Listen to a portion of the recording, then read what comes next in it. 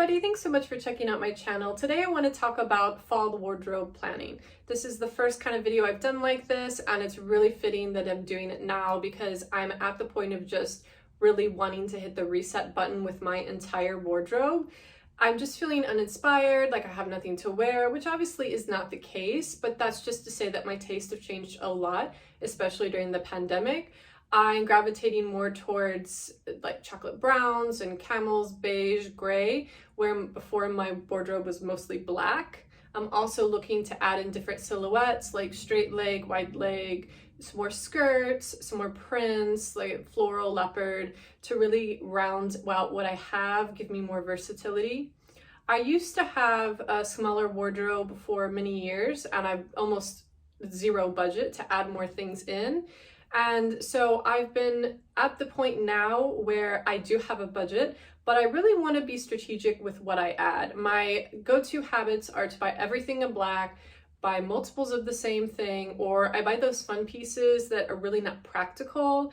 They really don't give me any versatility, so then they just sit in the back of my closet. So when I look at my closet as a whole, it's not a bad size, but honestly, most of that are those kind of fun pieces like this striped blazer behind me that you see, which I love and I'll never get rid of, but I'm not wearing this every day. So if I really put a lot of those pieces aside, what I actually do wear is very small.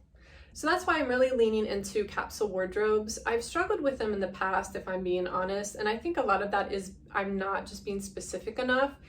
You hear a lot to do a Pinterest board for inspiration, and I have them. When I go through them, you know, you can see a lot of the same themes. You can find very specific pieces, but when I'm shopping, especially to help me like curb those impulses of buying everything in black, it's not really helpful. And what I found is creating a photo collage that's very specific down to the exact item I want is helpful. So I create that in Canva for my wish list every season. I grab the exact item or something very similar, and then it's all right there on my phone when I'm shopping. I can refer back to it. Although I will admit that last week I did do some impulse purchasing at a thrift store. I felt like I had to get out of the house, and I hadn't been in a thrift store in such a long time, and I love going thrifting. And I came home with more black blazers. So old habits die hard, but I'm really trying. I have added some things that are very specific on my wish list, but it's an ongoing battle. So one of the items on my wish list is a vintage Burberry trench. I do have a trench coat, though it's wool, and so it's not really made for any kind of rain. So the trench would be practical, but also I just love the look of a trench coat. It's got all those French girl vibes that I love. Reminds me of the time I did live in France for 2 years. And it's just one of those coats where it really doesn't matter what you're wearing on underneath, it just makes it look great. So I have specifically on my wish list vintage because it's more affordable and there are a ton on the market, but I want one with a wool liner. I feel like that gives it a lot more versatility with how long you can wear it for. You know, you could wear it like spring, fall, and then if you have more mild days in the winter, I think with the liner, and if you get it a little bit more oversized and have a blazer underneath with a sweater, I think you'll be fine. But I'm really taking my time because there are so many, and there's really not a lot of information about how vintage Burberry trench coats fit. So if you know anything about that, please reply in the comments. I would love to know. I'm kind of just trying to gather as much information as I can. So I'm going to take my time with that. But along those lines of that khaki camel color, I do want to add in a camel blazer. Blazers are my thing. As I mentioned, I just bought 2 black ones and the collection is growing, but blazers are just the thing that I gravitate towards all the time. If I could wear one every day, I definitely would. So it makes sense for me to grab one and a camel color. One of the other pieces in camel that I want to add into my wardrobe is a pair of camel or like dark beige boots. My fall and winter boot selection is very sad. I have 1 pair of black boots and then a pair of leopard boots, but I'm kind of retiring those a bit. I want to get a more updated shape on those, so I'm kind of stuck to 1 pair of boots. So it is a practical purchase. I think that it will give a lot more, the word of the day, versatility to what I already have. There is a pair from Dear Francis that are gorgeous. I would love to have those, but they are quite pricey. But there are some closer versions by Loke, I think is how you say it, and then also by Aloha's that are close dupes, a lot more affordable. I struggle with sometimes buying things new.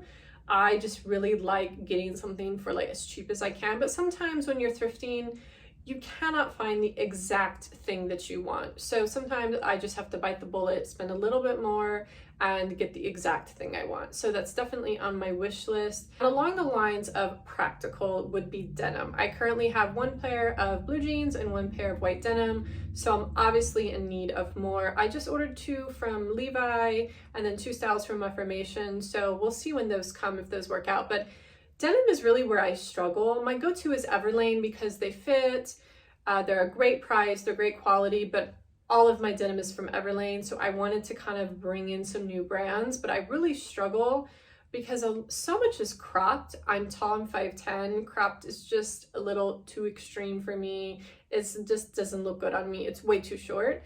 And then also there's just a lot of distress, and I'm looking for just a very basic high waist, you know, straight leg, maybe wide leg if I want to venture out a little bit, in a dark wash and a black wash. There are some other brands besides Everlane that are more ethical, but they can tend to be really pricey, and I just don't feel like it's investing that much money in denim. I feel like it should just be more affordable. So I'm going with a more in the middle price, but if I have to, I'll default back to Everlane because I'm kind of in a situation where I really just need to get something. Well, obviously there's more on my wish list, and that could be a whole nother video, but there are some things that I actually am excited to wear that are in my wardrobe already. No surprise, most of them are black. First up is my black blazer. I got this at my favorite thrift store in New York City called Beacon's Closet. They do have a shop online. If you are in the city, definitely go there. Every time I go to the city, I make multiple trips because I'm obsessed.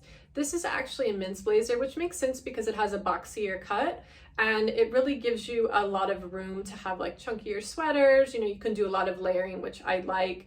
In the past I had tighter fitting, and I'm really just loving the room that an oversized blazer gives you, like more comfort in the arms, more, you know, layering opportunities. So that is really my go-to jacket, and I like that there's a little bit of leather in the detail, which gives it a little bit of personality. So that is definitely something I'm excited to pull out. Every year I'm excited to wear it. The other item that I'm really looking forward to wearing is something I've already mentioned, are my black boots. I would like to update and keep these, but get a different style that's kind of similar to the Dear Francis beige boots that are a little bit higher up on the ankle and a little bit more fitted. I just like that fitted look, especially when denim like hits right where the shoots start. I think that's really chic look. So I would like to add another mix in, but these are my go-to. They are a dupe for the Everlane Boss boots, which I really wanted. I happened to find these at like Saks Off Fit, so I've been kind of just sticking with these for the moment, but it would be nice to refresh the style. The other thing that I'm really looking forward to that I didn't get a lot of use out of last year because I got it at the end of the season is my Kane coat. I really wanted a wrap coat. I wanted the camel wrap that you saw everyone have, and I might still get that, but I just wasn't really sure about the wrap style. That one's a little bit pricey. I happened to find this one on the RealReal. It's a color I don't have in my wardrobe except for sweaters, so I thought it'd be a good way to kind of get a different color in my coats. I was a little bit unsure about it because it's a newer style for me. It's also a lot longer than my other coats, but every time I wear it, I like it more. And so I'm really looking forward to ways that I can kind of mix and match with it this season. And then lastly, the thing that I love to wear the most in fall and winter are my sweaters. Last year, I really focused on buying sweaters and adding different colors and textures, and so I think I have a really good base this year. There are some from Quince that I've got my eye on. They have a few new styles, a fisherman's sweater, there's a boyfriend cashmere cardigan, and then there's an alpaca cropped cardigan. And all of those are definitely on my wish list. If you're interested in the brand and you want to know more about it, I did a review with some of my summer pieces that I picked out to kind of give you an idea of how it fits and the quality, what I kept, what I sent back. So if you're interested, I can do that with whatever fall pieces I buy from them, because I'm definitely buying from them, and then give you an idea. But I'm never disappointed with anything that I buy. It may not fit me exactly how I want, but I always am impressed with the quality for the price. So if you haven't checked them out, definitely check them out. My list is very long with them that I want to grab. So that is it for this video. I hope it was helpful for you in some way. I do find watching these videos for myself are kind of helpful to figure out any tips or tricks that I can use to help make the planning process easier. I would say my number one tip would be to do that photo collage, especially if you're a visual person, just so you have it back to reference. And especially if you're an impulse buyer like myself and tend to just keep buying the same things and you want to break that habit. I will be doing a haul video on the things I purchased for fall. I don't particularly like haul videos in the fact that a lot of times they seem to glorify overconsumption, but for people who do capsule wardrobes, I do think they're very helpful because it's really interesting to see what people prioritize. What are those pieces they really think give them the most, word of the day again, versatility that can mix and match with their closet. So in that way, I do find that they're very helpful. So I will add that. I also hope that they are smaller in the future. Right now, they're a bit larger than I would like, but that's again because I'm in that rebuilding process and just there's so many things that I need. I mean, some are more practical than others, but if you saw my closet, it's pretty small. So anyway, I hope that in some way that was helpful, and I hope that you have a great week and a great weekend, and thanks so much for watching to the end.